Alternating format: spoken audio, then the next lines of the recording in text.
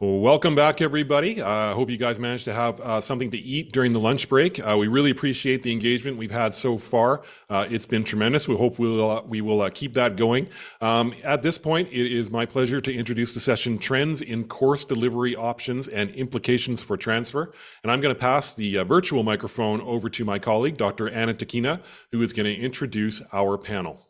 So we are really honored to have here three experts from different areas of post-secondary who are going to provide their insights on the change of course modalities that happened during the pandemic and has been happening since. And as you may notice, this is a live session, a totally live session. So all the speakers are joining live for the whole duration. So please bear with us if the technology refuses to cooperate. Anyway, so it is my pleasure to introduce Todd Stucklers, who is the instructor at the Department of Chemistry at Langara College, and also the chair of the Chemistry Articulation Committee. Also joining us, Dr. Vladimir Dvoracek, Associate Vice President, Institutional Research and Planning at the University of the Fraser Valley, and Dr. Valerie Irving, Assistant Professor of Educational Technology, Faculty of Education at the University of Victoria. So I would like to invite each of you to share your perspective on course delivery modes. Let's say in no more than 10 minutes. It's a big and interesting topic, so I'm going to wave and stop you for the sake of time, sometime before the 10 minutes are out. And after that, we'll open the general discussion and also going to facilitate questions from the audience. Todd brings perspectives from both faculty and articulation committee. Given that JAM main focus is transfer articulation, I would like to ask Todd to go first. Todd.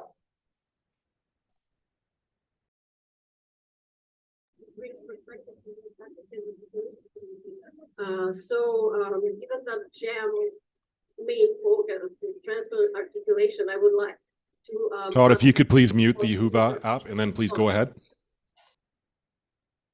I think the Whova app is muted. Please go ahead. Thank you. Thank you, Anna. And I should start by saying... If you could please mute the Whova app and then please go ahead. Okay, give me a second here. I think the Whova app is muted. Maybe I'll just Go ahead. turn it off altogether. Thank you. Thank you, Anna. And I should start by saying that, of course, nobody could really claim to represent all of the instructors in the province. Still, I have been the chair of two different articulation committees. So I will claim to represent all instructors when I say that this new age of online instruction is a boon for some students. And as such, I think all instructors really welcome it to some degree. And, you know, in principle, I can deliver my lectures online exactly the same way that I would deliver a lecture in class. And really, I should have no concern about instruction online, except for two things. And one of them is invigilation. And, you know, science instructors in particular, you know, we are very serious usually about our examinations and the way that they're invigilated. My experience at Langara College and across the college, we do a lot of sections online. My experience here is that we have all of our final exams on campus, even though our lectures are being delivered often online. That's the college policy for all courses that have that are examinable. So that's great as from an instructor's point of view. I would like to see it perhaps beefed up a little in the sense that perhaps the policy should be based on a certain percentage of the entire grade being based on on-campus invigilated exams instead of just the final exam. You know, that way as a department chair, I could perhaps better browbeat or force instructors into giving their midterms on campus. Or perhaps those courses should be renumbered to have a heavier weight of their final exam as part of the evaluation. I don't know. Now, having said that, at Langara, we have on-campus final exams, and most of the members of the articulation committee for chemistry are operating the same way.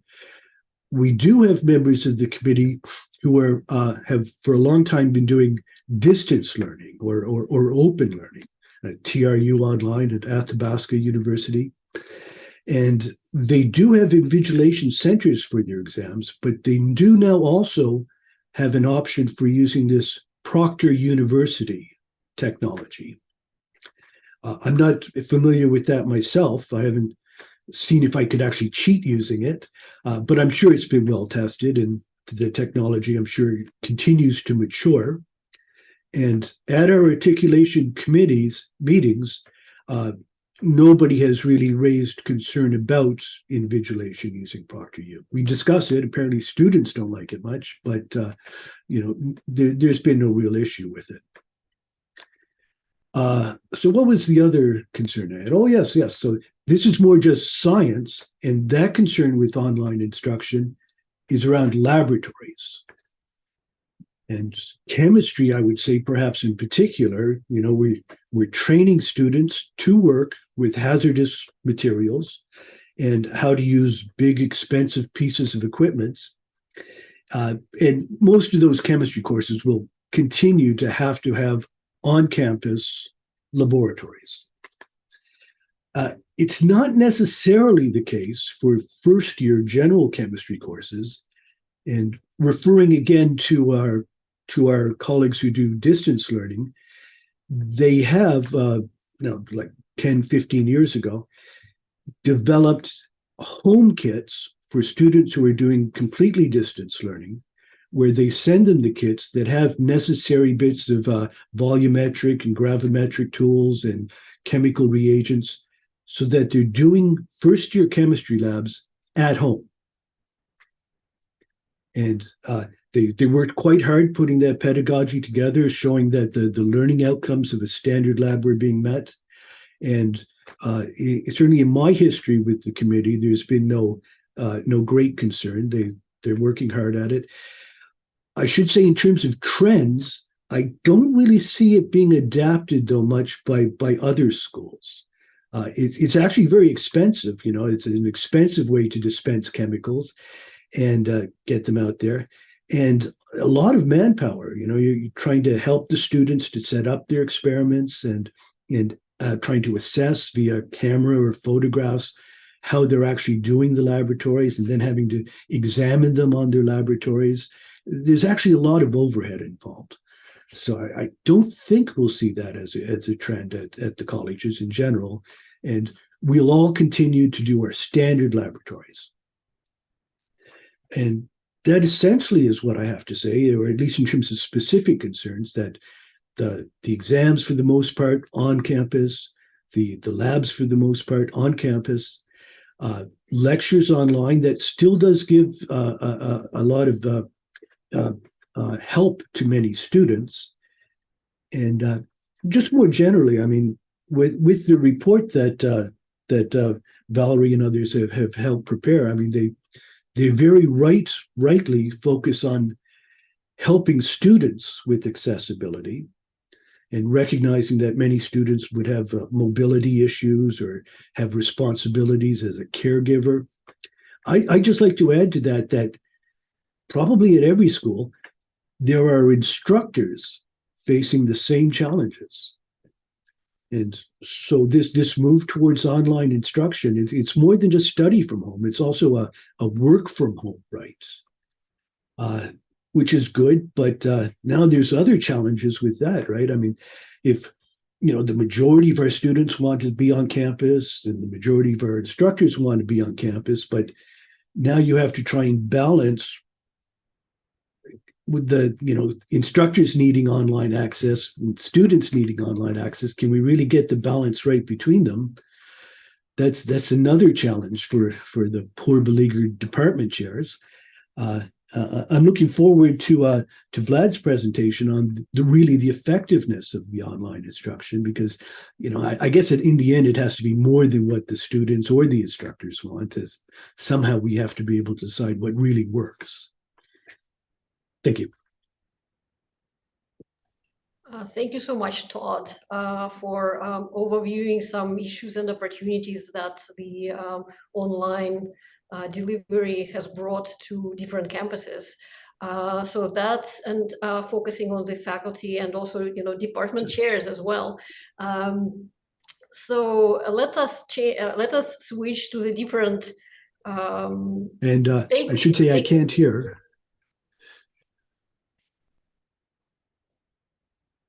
Let's look at the different side of the spectrum.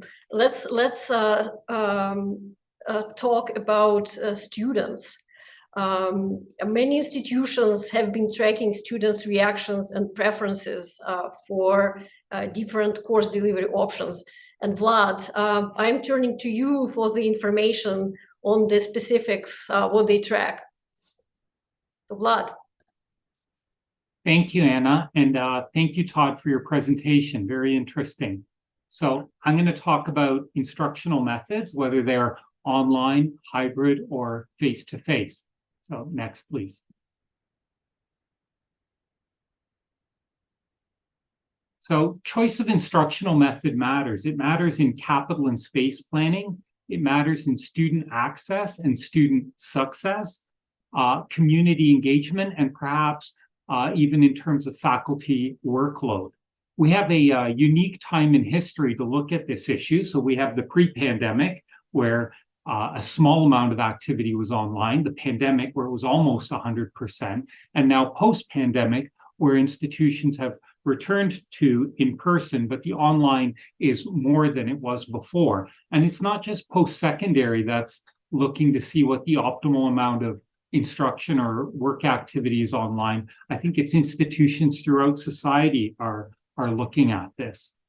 So the purpose of this study is to evaluate how students demand online activity and their success in it, but even more so to foment and encourage discussion as post-secondary seeks to determine what the optimal amount of online activity is. So we use 4 measurements, 2 measurements for student demand. So we look at section fill rates, and we also look at wait lists, and then 2 measurements of student performance. So one is grades, and then the second one is student satisfaction. And some big ideas, I would say that there's strong evidence that students like online activity, that they demand online activity. And then I would say that there's evidence that students should have a significant amount of their activity in person, that it's good for them. So you'll see that as we go along. So next, please. So instructional method, we have 4 instructional methods at UFV: online asynchronous, online synchronous, blended, sometimes also called hybrid, and face-to-face. So I talked about the 4 measurements. So we'll talk about fill rate, we'll talk about wait list to look for demand. And then for performance, we'll talk about student grades. We'll talk about that 2 different ways: mean grade value, and then also success rate. So success is A, B, C credit, and then not success is D, F, and not credit. And finally, the 4th measure, student satisfaction. Next. Thank you. So here's the method of instruction starting in fall 2020.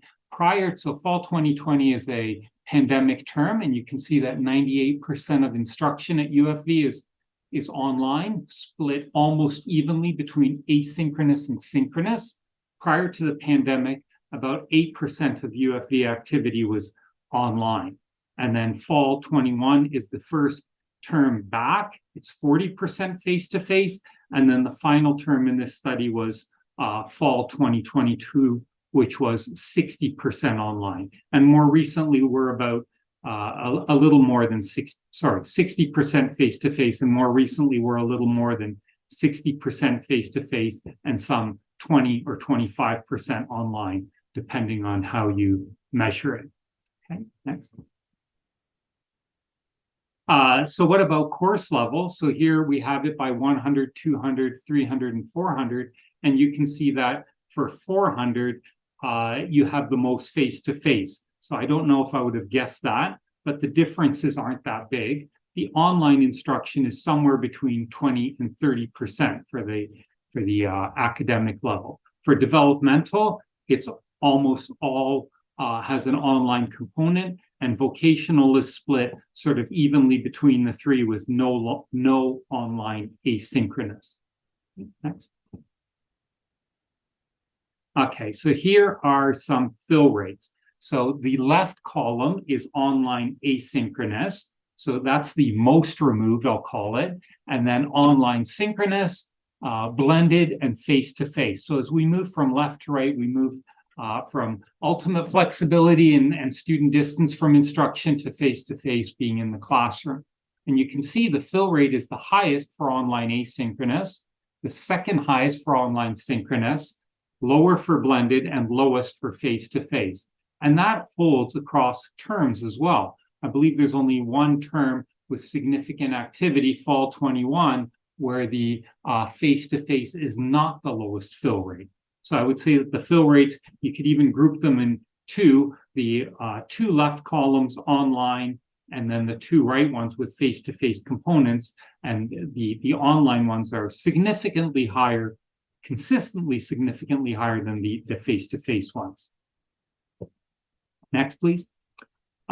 So here it is by department. We looked at this many ways, looked at it by department: math and statistics, geography, social cultural media studies, and psychology. And again, you can see that the fill rate for face-to-face in almost all the cases is the lowest for face-to-face.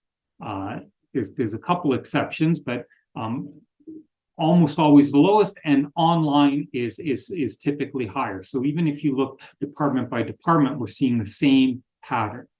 Okay, next, please. And here we look at the fill rates by course level. So the order is the same, 100. You can see that the highest fill rate is online asynchronous, and then it tends to slope down.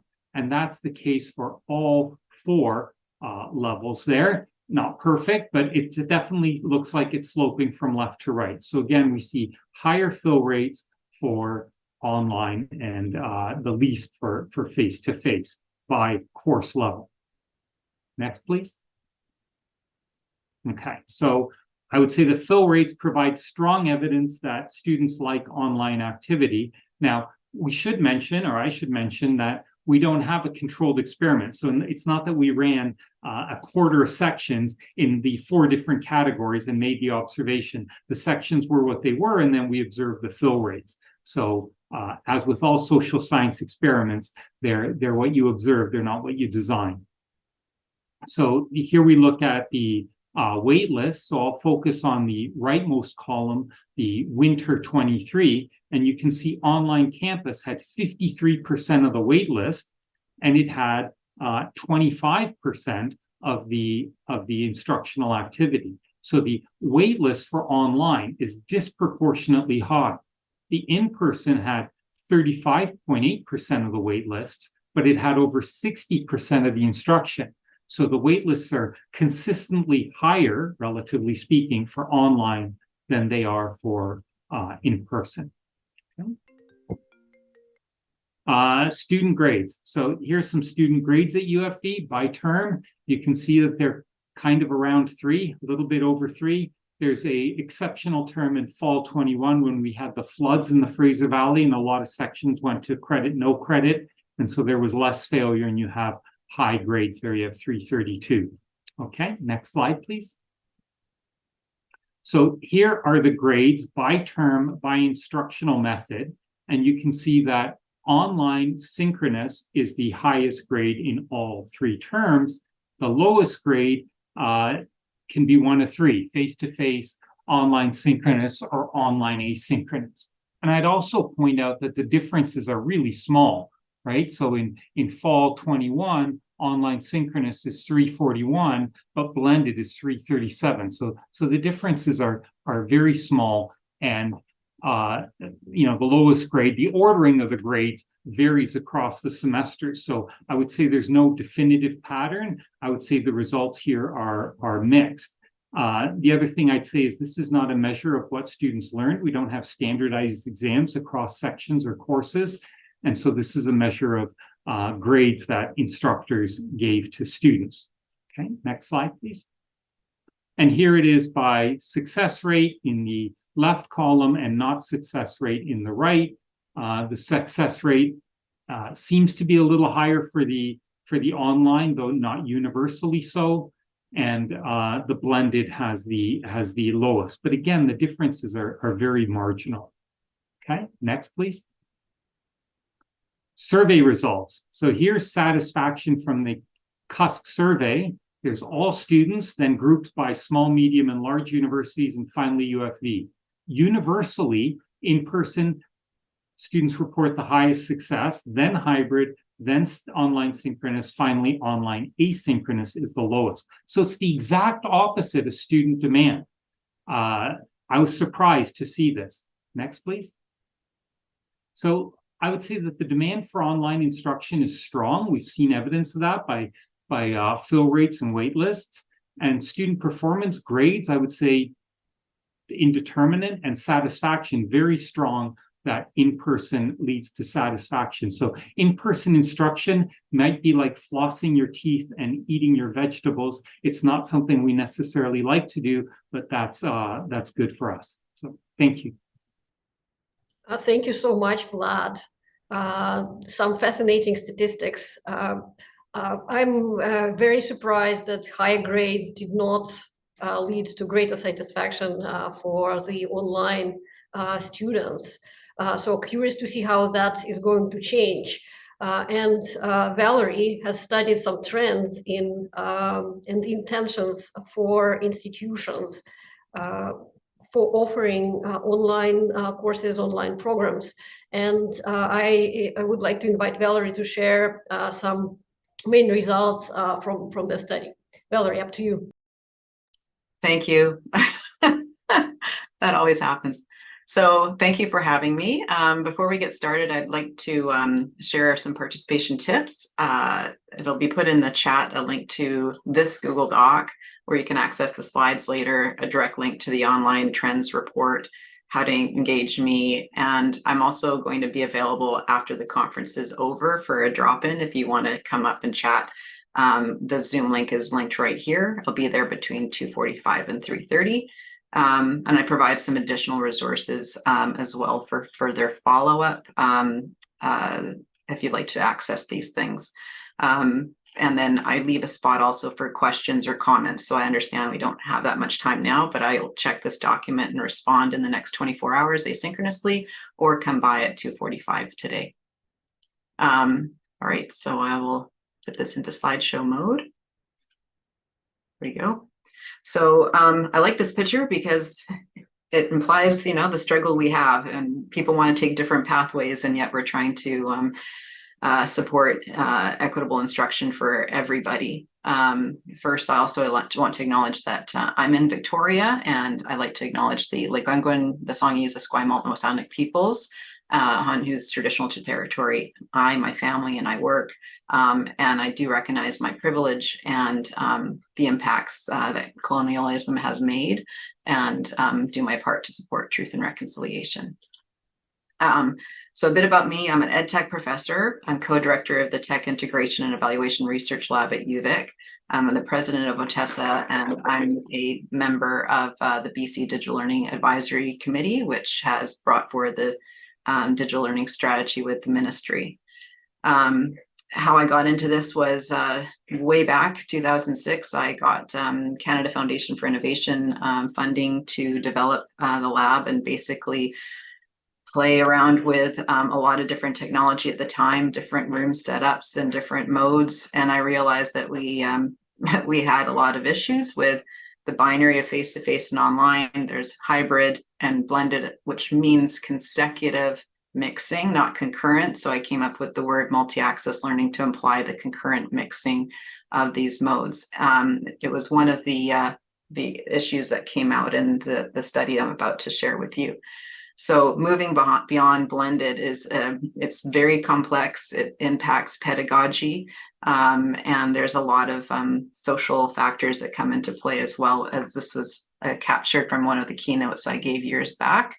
It impacts accessibility, and yeah, changes need to be made. So when we're looking at online delivery trends, there's different angles that you can choose. The first phase here is looking at administrator perspectives on post-pandemic trends and intentions. So an overview of this study is the analysis of the evolving nature of online delivery trends within BC post-sec. So to assess potential changes in the scope and nature of it within institutions, to understand stakeholder insights on learner preferences towards online and hybrid learning, and to identify areas, sort of future trends. So we had 25 participants. We conducted semi-structured interviews. It was George Vatslayanos from Royal Roads, myself from UVic, and Nicole Johnson, who's with CDLRA, Canadian Digital Learning Research Association. Nicole conducted the interviews for us. The participants were administrators, faculty members, and staff, mostly from within different institutions, rural colleges to RWIN institutions in urban areas, a mix of different folks. So we felt we had a decent amount of diversity. Overall, we had 5 themes: online, hybrid, and multi-access, and why we use those 2 terms, hybrid implying the consecutive mixing, multi-access, the concurrent mixing. So online, hybrid, and multi-access learning in the BC post-secondary system are expected to become more prevalent. This is what most of the participants were sharing, but the right mix is not known, and it's hard to understand. Some folks were referring to creating sections, and all these learners were coming out of nowhere to fill up the wait lists. Others had different experiences. So the right mix is not yet known. One participant was sharing how every single term they seem to still be reacting to shifts. So that it hasn't settled yet. So that's a challenge that's come up as a theme. In-person education is predominant across all the institutions, but we found that the modality was messy and it masks variability. When we were asking what the prevalence were and they were reporting percentages, we found that some people put in hybrid or multi-access. They coded it in their student information systems as face-to-face if it had some mix in. It didn't have the ability to delineate so well that we really can't give a clear picture because of that difference. So as a whole province looking across or across a whole institution, we can't compare. So moving towards better definitions, common definitions, and the ability to understand, the analysis of what's happening, I think is going to help a lot. Learners are demanding also more online and hybrid options. That's what we heard from most of our participants. But the shifts for learner preferences are shaped by a variety of factors and learner demographics. So one institution could be reporting that, oh, everyone wants to be back in person. Another one could be saying, we are finding folks are preferring online, or more faculty are preferring online and not the students. But it can be delimited to, let's say, a specific program. So not all programs have the same demands for online versus in person versus hybrid, or and so that. And then when we look at learner populations, I think we found, I think it was 12 different subpopulations were mentioned by participants. For example, international students, first-year students, graduate students, rural students, Indigenous learners, like they all had been mentioned with specific styles of learner preferences. So it can vary by the learner type, it can vary by the program type, it can vary by the institution, and there really there are a lot of differences, but overall there was a theme that there was more demand for online and hybrid, but it definitely not a one size fits all. Modality preferences and online hybrid enrollments relate to learner desire and need in the context of institutional offerings. So we heard some institutions had a cap of no more than 10% online. So how do you really know how much was wanted by the learners when it was chosen for them? And that can, again, be by certain programs, the choices are made for them. So, and then desires could be, I'd like to avoid, a commute. That commute could vary for one person from a 45 minutes to, we heard about, I think it was like a 9-hour drive a student was making just to get into a Wi-Fi zone to access. So there's desire and then there's need. So there's there's a bigger context, and it's not always clear within looking at the trends at an institution level what the learners actually want. And we heard about blended and challenges with that is someone still has to move to an expensive urban area for a blended program, or to go there once a week for the one class in person. Or we did hear about, online except the exams. Well, then where do they live and how do they deal with housing? So just to come back for one exam. So there was lots of challenges within that.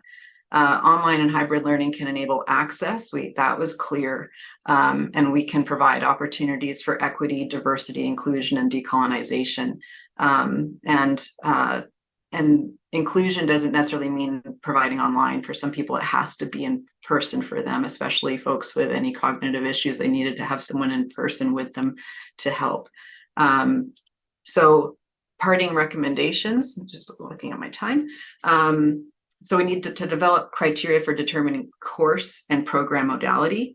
The reasons why a modality was chosen was, varied from people surveying their students or to what the instructors were wanting versus collective agreements saying that a course release has to be given for anyone who goes online and that not being affordable. Next one was collect and analyze disaggregated data on learner preferences, choices, and contexts using consistent definitions of in-person, online, hybrid, and multi-access learning. And that is, finding out those specific, if it's a nursing program that tends to be online or a law one that tends to be in person, or how do we find out by the learner types what they need? And so how do we move towards equity and inclusion in that? Support faculty members' development of teaching skills in online, hybrid, and multi-access contexts.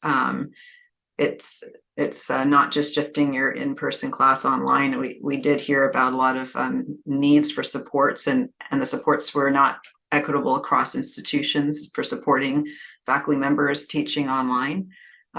Increased capacity for research, teaching, and collaboration. And that can be for teaching. If suddenly the marketplace is online for all of our institutions in our province, they're all now competing in the same area as opposed to a geographic area. So there was a question of what if everyone has the same credential? Now we're watering the market. Maybe we should talk to each other. So, and for research to understand, so we're not making decisions based on assumptions or modality bias, that decisions are made based on evidence. But understanding the diversity in the responses by participants, that research, sure, we can have a broader, as we have research on what makes quality online learning, but also what is within an institution so they can know the landscape to move to. And last, approach alternative delivery modes with anticipation and foresight. So now we can be slow and be intentional and anticipate some of those issues. And I probably hit the 10 minutes. All right. And I will stop screen sharing. Thank you so much, Valerie. And it's good to know that institutions employ a variety of course modalities. And we will keep an eye on what's happening further on. There are a few questions from the audience. Mike, if you would read those. Sure. So actually, I'll start with you, Valerie. The question is from Chad Thompson. He wonders if you could tell us more about the variation in learner preferences by demographic. Okay, so we heard from some institutional representatives citing that first-year students want to be in person, or they want mostly online, but some blended, or maybe one course online, but mostly in person. So there were comments that were around a type of learner by first year. And then we heard some participants suggesting that the graduate students, they want to be in person, and yet a different institution said their graduate students want to be online. So it's, so how do you code that? We're hearing about such differences, and we're interviewing, right? So that's one person's sharing of that. It's unclear what type of data they were drawing from. Some cases it felt like it was, or it was shared that was more anecdotal of talking to others in their leadership or operational crew. To others had surveys that they actually drew from.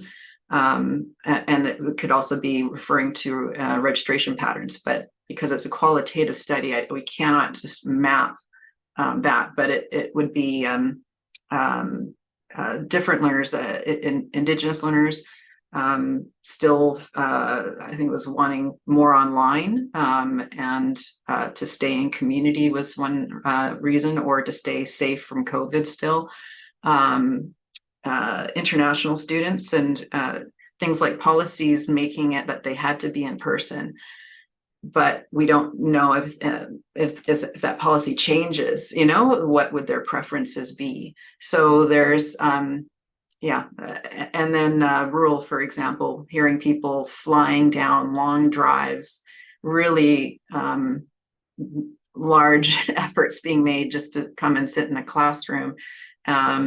And is that, good for their person, their fatigue, is it good for climate with that kind of expensive carbon? But yeah, here, and I do know, even in my own circles, of stories of 9-hour drives to come to UVic for one class, or ferries over.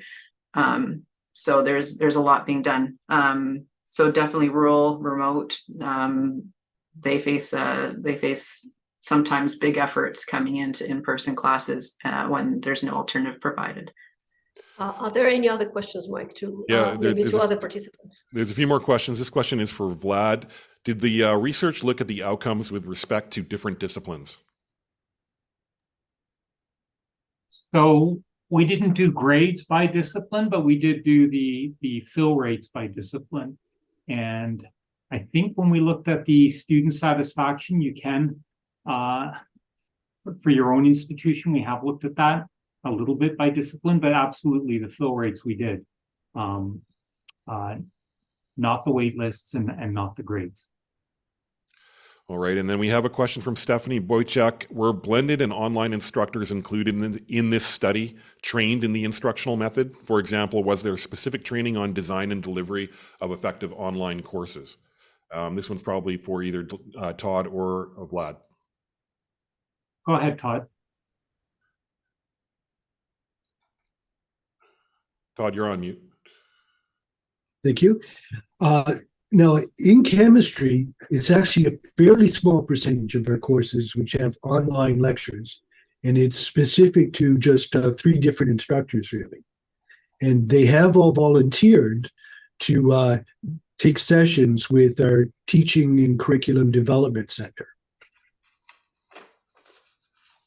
All right, and Vlad, do you have any additional comments you'd like to add? Yeah, so at UFV, when we went all online in 2 weeks back when the pandemic started, there was training provided to faculty, I believe on a volunteer basis. So I think a lot of faculty took advantage of that, but And I don't think it was required. Earlier in the chat, Todd, you had made a comment about using proxy services to evaluate online exams. There is a comment about how they're finding that they're not fully cheat-proof and that they still can be gamed. I wonder if you have any reflections on that or experience with regards to that particular issue. Yeah, so we don't use ProctorU or the proxy technologies, so I don't personally. I haven't heard about cheating from them so much as privacy concerns and intrusion concerns. I'm certainly we have to keep track of, and of course, technology develops on both sides, so there'll be a bit of a race war as they come up with new tricks to overcome it. So it's definitely something we have to try and keep an eye on evaluating. And of course, I could always say that, hey, really clever students often get away with cheating on campus as well. All right. Well, we are at time. So I just like to thank all of our participants on this panel. This has been very enlightening. We have put some links into the chat as well. We will be putting links to the presentations into the Whova session a little bit later on. I just want to thank everybody for your participation today. Thank you, Anna, for your moderation. And to everyone on the online audience, we are at 1:43. We're going to kick off the next session in 2 minutes' time. So please come back and join us in the next session where you will see a familiar face, not just mine, but Anna's as well. So we'll see you there. Thank you, everybody, once again.